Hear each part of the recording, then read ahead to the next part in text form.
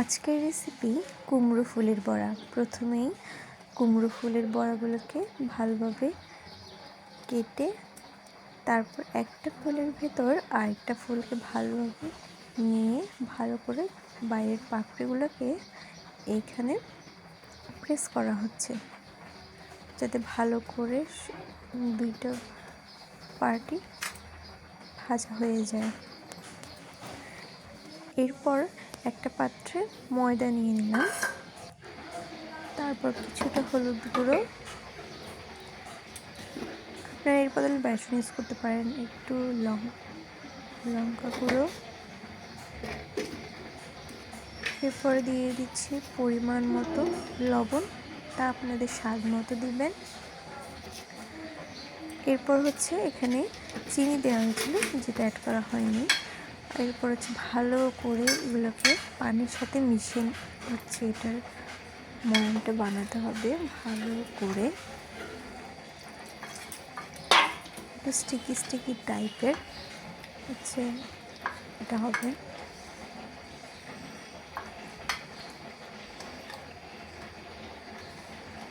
আপনারা এর বদলে বেসন ইউজ করতে পারেন, যেটা আমি আগেও বলেছি। এরপর এগুলোকে ভালো করে মেখে কিছুক্ষণ ঢেকে রাখতে পারেন, না রাখলেও সমস্যা নেই, যদি পারেন তাহলে ভালো করে এগুলোকে হাত দিয়ে মিক্স করে নিতে হবে। তারপরে রান্নার পালা। এবার কড়াইটাকে গরমে বসিয়ে দিলাম। কড়াইটা ভালোভাবে গরম হয়ে যাওয়ার পরে এরপরে ঢেলে দিলাম সরিষার তেল। আপনারা সয়াবিন তেল ইউজ করতে পারেন, আমাদের ঘরে যদি সরিষার তেল খাওয়া হয় এই জন্য আমরা সরিষার তেল ইউজ করলাম। তেল গরম হয়ে যাওয়ার পরে এই ফুলগুলোকে নিয়ে এর মধ্যে ভালো করে মিশে তারপরে এগুলাকে দিয়ে দেওয়া হচ্ছে গরম তেলে। একটা করে প্রথমেই আমরা মোট 4টা দিলাম।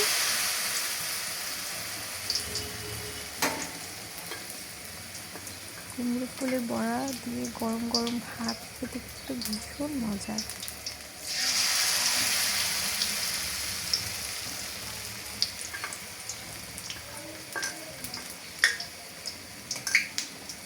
দুটো পিঠ ভালো করে এগুলো মিশাতে হবে,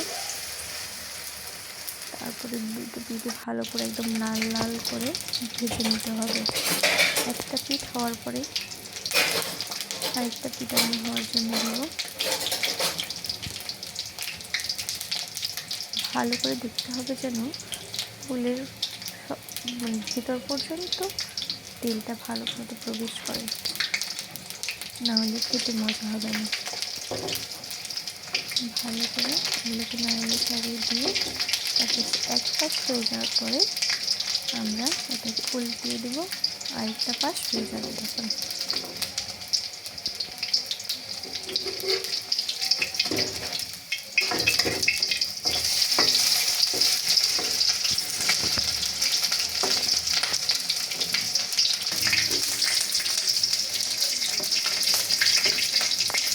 এখন এই যে দেখা যাচ্ছে লাল লাল হয়ে এসেছে বড়াগুলো।